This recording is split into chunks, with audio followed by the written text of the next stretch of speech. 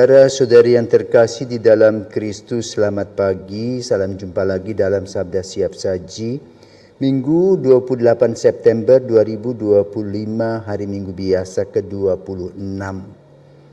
Marilah kita berdoa dalam nama Bapa dan Putra dan Roh Kudus. Amin. Allah Bapa yang penuh kasih, Engkau berkenan mengasihi semua orang, terutama mereka yang paling lemah dan tidak mendapat perhatian dan dari sesamanya. Kami mohon gerakanlah kami untuk selalu siap sedia membagikan cinta kasih-Mu kepada sesama kami dengan pengantaraan Yesus Kristus Putra-Mu yang bersama-Mu Dikau dalam persatuan Roh Kudus hidup dan berkuasa Allah sepanjang segala masa. Amin. Tuhan bersamamu dan bersama rohmu. Inilah Injil Yesus Kristus menurut Lukas, dimuliakanlah Tuhan. Sekali peristiwa Yesus berkata kepada orang-orang Farisi, ada seorang kaya yang selalu berpakaian jubah ungu dari kain halus, dan setiap hari ia bersukaria dalam kemewahan. Dan ada seorang pengemis bernama Lazarus, badannya penuh dengan borok. Ia berbaring dekat pintu rumah orang kaya itu dan ingin menghilangkan laparnya dengan apa yang jatuh dari meja orang kaya itu. Malahan anjing-anjing datang dan menjilati boroknya. Kemudian matilah orang miskin itu, lalu dibawa oleh malaikat-malaikat ke pangkuan Abraham. Orang kaya itu mati juga lalu dikubur. Sementara menderita sengsara di alam maut, ia memandang ke atas. Dan dari jauh dilihatnya Abraham dan Lazarus duduk di pangkuannya. Lalu ia berseru, "Bapa Abraham, kasihanilah aku.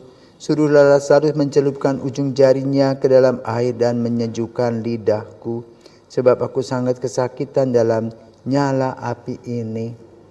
Tetapi Abraham berkata, "Anakku, ingatlah, engkau telah menerima segala yang baik semasa hidupmu. Sedangkan Lazarus segala yang buruk. Sekarang ia mendapat penghiburan dan engkau sangat menderita. Selain daripada itu, di antara kami dan engkau terbentang jurang yang tak terseberangi.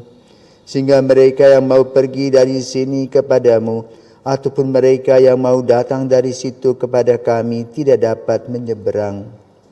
Kata orang itu, "Kalau demikian aku minta kepadamu, Bapa, supaya engkau menyuruh dia ke rumah ayahku.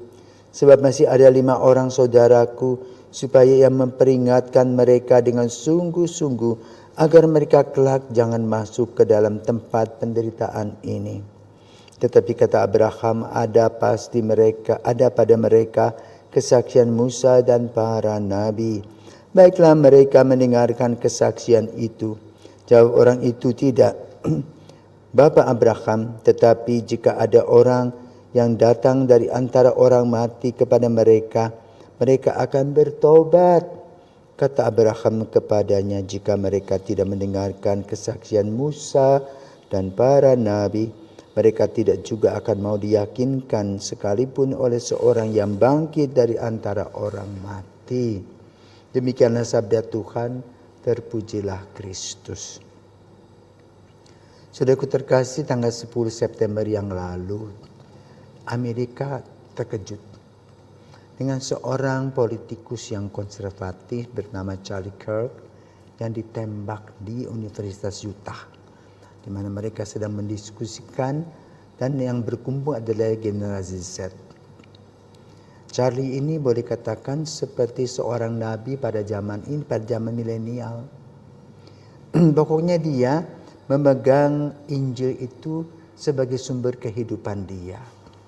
Pokoknya kalau tidak cocok dengan Injil itu namanya melawan Injil. Maka semua orang, khusus untuk orang Amerika, kalau Amerika dikatakan ingin hidup kembali, ya, besar kembali, jalan satu-satunya hanya kembali kepada Injil, kepada Yesus yang memberikan kehidupan. Dan dia membandingkan dengan nenek moyang Amerika. Dari berbagai negara mereka mengarungi lautan dan mereka sampai di benua baru. Dan di sana mereka mulai bekerja keras. Tetapi kunci dari kerja keras itu adalah doa yang dipanjatkan oleh setiap orang yang datang. Sehingga tanah yang tandus bisa ditanami. Apa saja yang mereka buat dan lakukan berhasil amat sangat luar biasa. Sementara kita saat ini menjadi orang-orang konsumtif, tinggal membalikkan tangan sudah ada. Tapi lalu kita lupa kepada Kristus yang telah mengutus orang nenek moyang kita ke sini, ke tanah, berdekatkan tanah yang benua yang baru. Tetapi lalu ujung-ujungnya apa?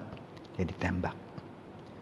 Dia dalam membicarakan tentang apa saja yang berkaitan dengan anak muda, yang bagaimana harapan hari esok anak muda, selalu mengambil ayat-ayat Injil. Ya. Dan juga dia katakan kalau ada aku mati itulah sebuah berkat. Jadi kematian adalah sebuah hadiah. Akhirnya memang dia ditembak dan meninggalkan 2 orang anak, 1 istri. Dan sang istri mencatatnya dalam waktu dia mengadakan ucapan terima kasih dalam belasungkawa itu. Bagaimana Charlie ini disebut sebagai martir. Yang mana dia harus belajar memaafkan. Sebagaimana Yesus memaafkan dengan mengatakan maafkan. Karena mereka tidak tahu apa yang mereka lakukan. Dan lalu banyak orang yang memberikan donasi sampai 5 juta dolar dikumpulkan uang untuk anak-anaknya.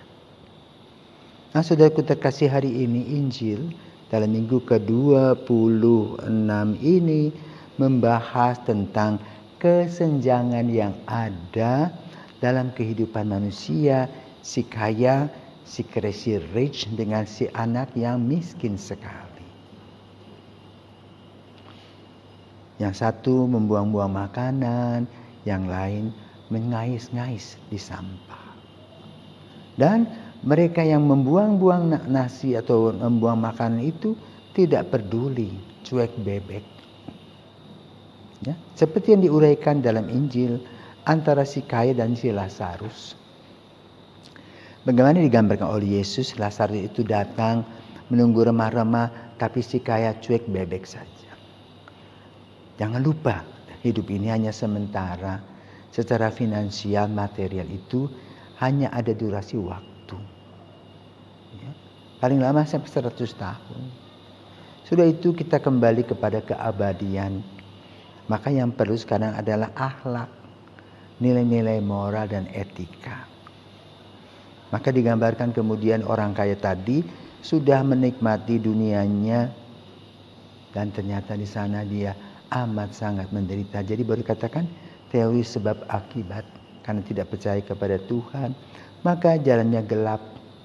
Sementara Lazarus yang dalam kemiskinannya terus berdoa dan memanjatkan permohonan kepada Tuhan, mempunyai relasi yang dekat dengan Tuhan, dan ketika dia meninggal, dia hidup bersama dengan Tuhan. Lalu apa pesan yang kaya tadi sudah menderita minta supaya diberitahukan? Lalu Yesus mengatakanlah, Musa sudah bicara. Bahkan juga orang yang akan bangkit pun, yang disalibkan dan bangkit pun, mereka tidak peduli. Nah, disinilah saudaraku terkasih benang merahnya. Kita diajak untuk pertobatan. Kita diajak untuk senantiasa membawa Tuhan dalam rangka kehidupan kita. Dalam rencana-rencana kita, dalam suka dan duka senantiasa di dalam Tuhan. Sehingga apapun yang kita alami merupakan satu berkat yang berkelimpahan. Sebagaimana Bunda Maria yang memahami setiap kesulitan yang muncul, yang dihadapi. Dan bagi Maria itu sebuah berkat yang tertunda. Maka mari kita datang kepada Tuhan. Mohon pengampunannya. Dan mari kita bergandeng tangan. Dan terutama memegang tangan Tuhan dalam langkah-langkah kehidupan kita sehingga hidup kita menjadi seorang yang seimbang. Tahu yang mana yang buruk, mana yang baik, mana yang harus dilakukan, mana yang tidak harus dilakukan. Terpujilah Tuhan. Dalam nama Bapa, Putra, dan Roh Kudus.